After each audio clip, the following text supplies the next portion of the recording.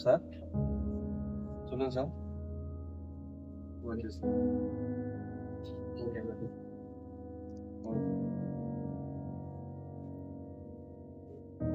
Boys 1 minute. ஒன்றும் இல்லை, நம்ம எம்டி வந்து ஒரு இம்பார்ட்டன்ட் வீடியோ பண்ண சொல்லியிருக்காரு. அது என்ன கொஞ்சம் பார்த்து பண்ணுங்க. Okay sir. டேய், ஏதாவது கான்செப்ட் இருந்தா சொல்றான். நான் ஒரு மாசத்துக்கு போட.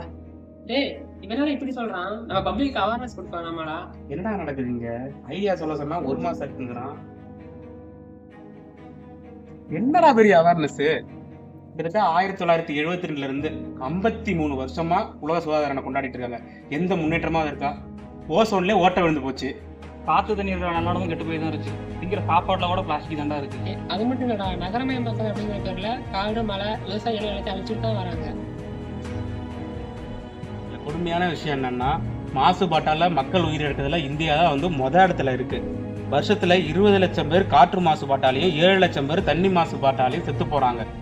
அப்ப வருஷத்துக்கு 27 லட்சம் பேர் இந்த மாசுபாட்டாலே செத்து போறாங்க.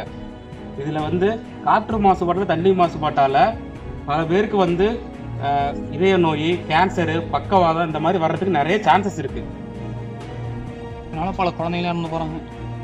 இதுல வேதனையான விஷயம் என்னன்னா, சுற்றுச்சூழலை பாதுகாக்க சொல்ற அரசாங்கமே அங்கங்க ஃபேக்டரி ஆரம்பிச்சு இயற்கை வளங்களை சொல்றாங்கிற பேர்ல வளத்தை பாதிச்சுட்டு வந்துட்டு இருக்காங்க. சீல் வச்சுட்டாங்கல்ல, அப்புறம் என்ன? ஃபேக்டரி சீல் வச்சா மட்டும் எல்லாம் மாறிடுமா? இங்க காத்து, நீர், நிலம், இன்னும் விவசாய நிலம் எத்தனையோ பாதிக்கக்கூடிய எத்தனையோ ஃபேக்டரிஸ் இருக்கு.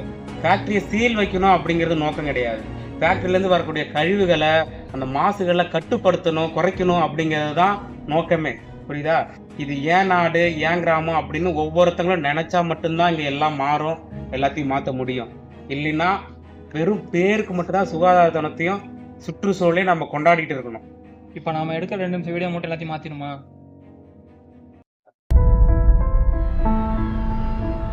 இது தொடர்ந்துட்டே தான் இருக்கும். இந்த உலகத்தை மாற்றணும்னா இந்த 2 நிமிஷம் வீடியோ போதாது. ஆனால் ஒரு தனி மனிதனுடைய மாற்றத்துக்கு 2 நிமிஷமே போதும். ஒவ்வொரு தனி மனிதனுடைய மாற்றம்தான் இந்த நாட்டோட மாற்றம், ஏன் இந்த உலகத்தோட மாற்றம். மாறுவோம், மாற்றி அமைப்போம், மாசற்ற சுற்றுச்சூழலை நம் தலைமுறைக்கு பரிசளிப்போம்.